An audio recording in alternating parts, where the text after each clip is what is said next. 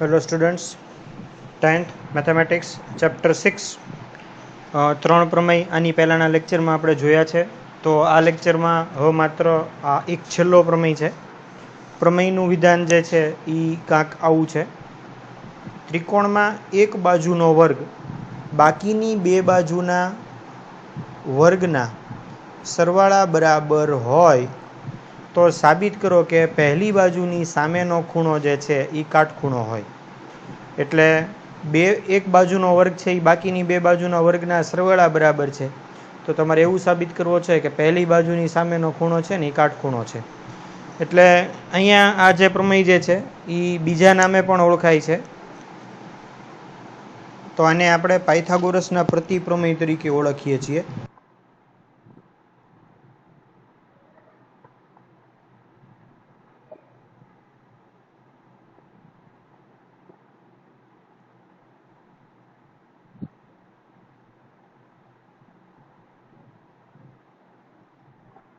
આને પાયથાગોરસના પ્રતિપ્રમેયના નામે પણ ઓળખવામાં આવે છે. હવે સૌથી પહેલાં જે છે પક્ષની ડિટેલ જોઈ લઈએ. પક્ષમાં આપણને એવું આપ્યું છે કે ત્રિકોણ એબીસી છે. ત્રિકોણ એબીસીમાં જે અહીંયા પર સૂચના આપી છે કે એક બાજુનો વર્ગ, એટલે અહીંયા જુઓ તમે AC², બાકીની બે બાજુના વર્ગના સરવાળા બરાબર છે. એટલે એના બરાબર AB² વત્તા BC² એવું આપેલું છે. તો સાબિત કરો કે પહેલી બાજુની સામેનો ખૂણો કાટખૂણો હોય. એટલે જુઓ તમે, માની લ્યો કે ત્રિકોણ એબીસી છે, એમાં આ જે છે એ કર્ણ છે AC, આ જે છે એ કર્ણ છે. આ ACના વર્ગ બરાબર, જુઓ તમે, આ ACનો વર્ગ, આ ACના વર્ગ બરાબર ABનો વર્ગ વત્તા BCનો વર્ગ જો થતું હોય તો આ માપખૂણો B જે છે, આ માપખૂણો B જે છે એ 90 અંશ થાય, આવું આપણને કહે છે. તો એ આપણે સાબિત કરવાનું છે. સાધ્ય જે સાબિત કરવાનું છે એ સાધ્યમાં આવશે કે માપખૂણો B જે છે એ 90 છે. એટલે કે બીજા અર્થમાં તમે આને એમ પણ કહી શકો કે ખૂણો B જે છે એ કાટખૂણો છે.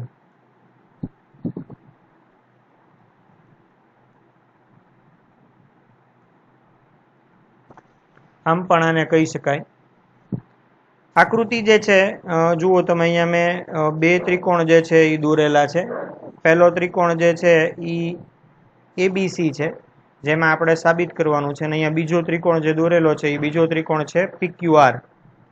તો આની સૌથી પહેલા સાબિતી શરૂ કરીએ. તો સાબિતીમાં ત્રિકોણ PQR, સાબિતી હું અહીંયા લખું છું.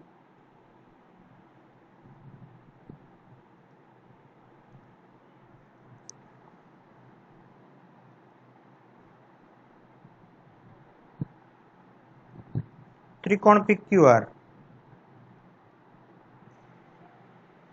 એવો રચીએ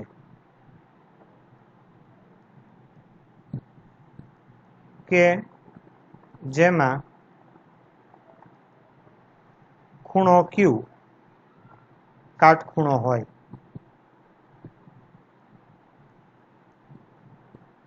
એટલે આપણે એવું કહી શકીએ કે માપખૂણો Q જે છે, માપખૂણો Q જે છે એનું માપ 90 થાય.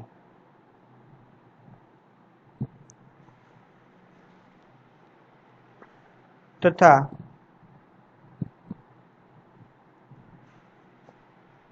PQ અને AB સમાન થાય. જો આ PQ અને આ AB, આ બે સમાન થાય. એટલે કે PQ બરાબર AB અને QR, એટલે કે આ જે છે એ QR અને BC આ બે સમાન થાય. ફરીથી એક વખત ત્રિકોણ PQR જે છે એ આપણે એવો રચ્યો છે કે જેથી ખૂણો Q જે છે એ કાટખૂણો થાય. કાટખૂણો એટલે કે એ 90 અંશનો થાય. ત્યારબાદ QR નું જે માપ છે એ BC જેટલું થાય અને PQ નું જે માપ છે એ AB જેટલું થાય.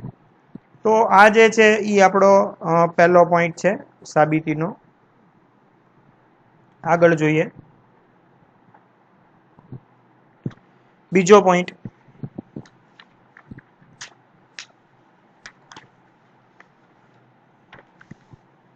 તો અહીંયા ત્રિકોણ PQR જે છે એમાં ખૂણો Q કાટખૂણો છે એટલે ત્રિકોણ PQR જે છે એમાં માપ ખૂણો Q જે છે એ 90 છે એટલે કે કાટખૂણો છે તો આથો પાયથાગોરસના નિયમનું પાલન કરે એટલે અહીંયા PR જે છે એ કર્ણ થાય આ જો આ કાટખૂણો હોય તો કાટખૂણાની સામેની બાજુ છે એ કર્ણ થાય PR જે છે એ કર્ણ થાય અને જો PR કર્ણ થાય તો આપણે આમ કરી શકીએ કે PR² બરાબર PQ² પ્લસ QR². આ રીતે આપણે લખી શકીએ.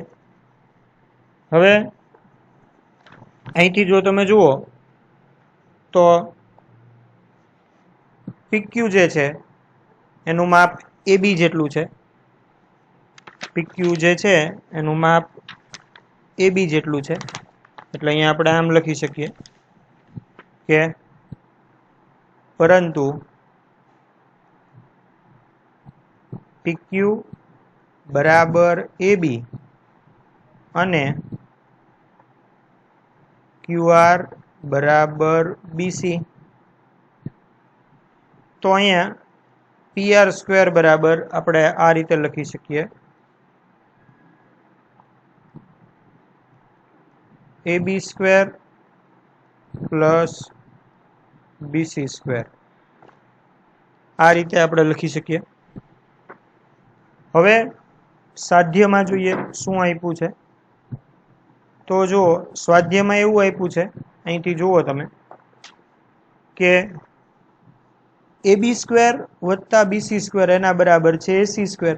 જુઓ તમે અહીંયા માઉસનો પોઈન્ટ ફરે છે AB² વત્તા BC² બરાબર AC² આપ્યું છે તો આના સાધ્યનો ઉપયોગ કરીએ અને અહીંયા લખીએ આપણે AC² કાઉન્સમાં અહીંયા લખીએ સોરી પક્ષનો ઉપયોગ કરીએ મિસ્ટેક થઈ ગઈ છે પક્ષનો ઉપયોગ કરીએ અને અહીંયા આપણે આના બરાબર લખીએ AC² પક્ષનો ઉપયોગ કરીને આપણે લખ્યું તો અહીંયા સાબિત એવું થયું કે PR² બરાબર AC² ને આની ઉપરથી એવું સાબિત થાય કે AC બરાબર PR. તો આ સાબિત થયું આપણી.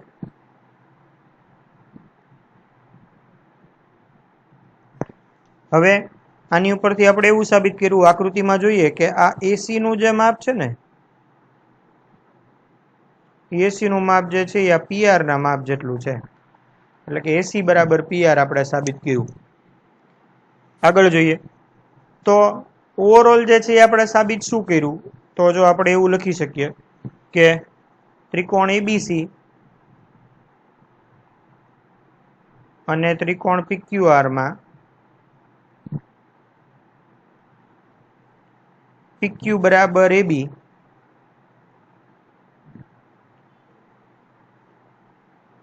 QR બરાબર BC તથા PR બરાબર AC આવું આપણે સાબિત કર્યું. તો આવું સાબિત કરીએ તો આને માટે એવું થાય કે ત્રણેય બાજુ જે છે એ સમાન થઈ તો એની ઉપરથી ત્રિકોણ ABC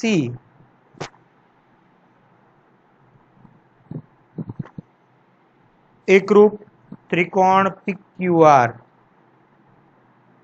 કઈ શરતને આધીન તો કે બાજુ બાજુ અને બાજુ આ શરતને આધીન આ બંને ત્રિકોણ જે છે એ એકરૂપ થશે.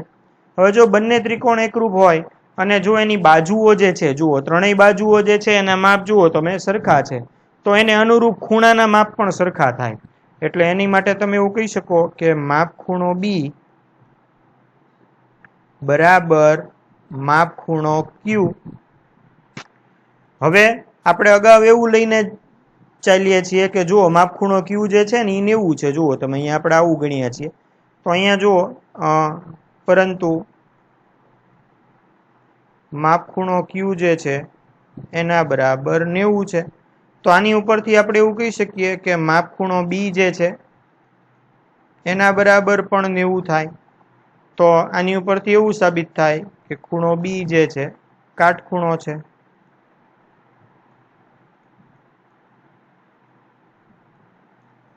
તો આ જે છે એ પ્રમેય અહીંયા કમ્પ્લીટ થાય છે. જુઓ તમને આખા પ્રમેયનો વ્યૂ મળશે. આ રીતે જે છે એ આપણે આખો પ્રમેય જે છે એ કમ્પ્લીટ કર્યો છે. આ પ્રમેય પરીક્ષાની દૃષ્ટિએ મોસ્ટ આઈએમપી છે, પરીક્ષામાં વારે વારે પૂછાય છે. તો આ પ્રમેય જે છે એ તૈયાર કરી નાખો. Thank you.